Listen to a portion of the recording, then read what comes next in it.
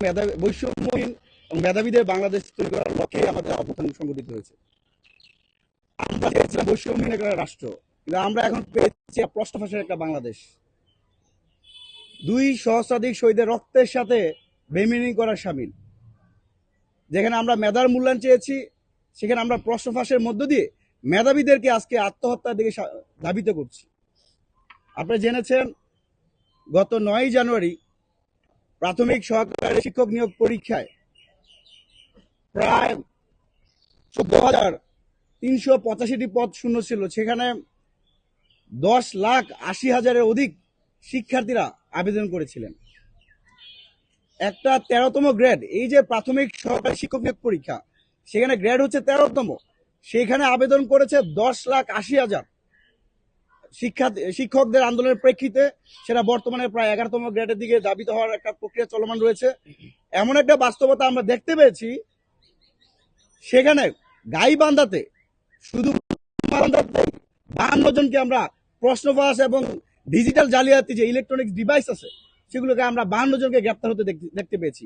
একই সাথে জামালপুরে 4 জন, নওগাঁতে 9 জন, কুড়িগ্রামে 11 জন, দিনাজপুরে 16 জন, রংপুরে 2 জন, টাঙ্গাইলে 5 জন, ঠাকুরগাঁয়ে 11 জন সহ পুরো বাংলাদেশে প্রশ্ন ফাঁস এবং ডিজিটাল ডিভাইস জালিয়াতির একটা মহাযজ্ঞ উৎসবের রূপান্তরিত হয়েছে। আমরা ছাত্র সমাজের পক্ষ থেকে তীব্র নিন্দা এবং প্রতিবাদ জানাচ্ছি। তবে আশ্চর্যের বিষয় আমরা দেখতে পাই, এবারও আমরা এর আগে বিশেষ পরীক্ষার প্রশ্ন যখন হয়েছে তখন আপনারা অনেকেই জানেন, সেই পিএসসির একজন চেয়ারম্যানের ড্রাইভার আবেদ আলীর কথা আপনাদের নিশ্চয়ই মনে আছে। এবারও ঠিক প্রাইমারি সরকারি শিক্ষক নিয়োগ পরীক্ষার প্রশ্ন আসে অন্তর্বর্তীকালীন সরকারের বর্তমান বিশেষ সহকারী, যিনি ঐক্যমত কমিশনের দায়িত্বে ছিলেন, সে আলী রিয়াজের সাবেক ড্রাইভার মাহবুব এই ডিজিটাল ডিভাইস সহ প্রশ্ন ফাঁসের সাথে জড়িত। আমরা প্রশ্ন করতে চাই, প্রতিবারই এই যে একজন ড্রাইভারের পক্ষে কি সম্ভব প্রশ্ন কোথায় আছে সেখান থেকে প্রশ্ন ফাঁস করা? আমরা আবেদ আলীদেরকে গ্রেপ্তার হতে দেখি, কিন্তু সেই পিএসসির চেয়ারম্যানকে কিন্তু আমরা গ্রেপ্তার হতে দেখতে পাই নাই।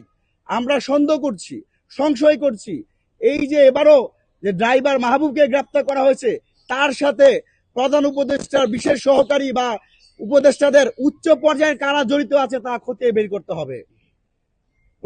ছোটখাটো কাউকে ধরেই রুই কাতলদেরকে আমরা দূরে রাখতে পারি না, যার দরুন বাংলাদেশের প্রতিনিয়তই প্রশ্ন ফাঁস হচ্ছে। আমরা আজকের এই সংবাদ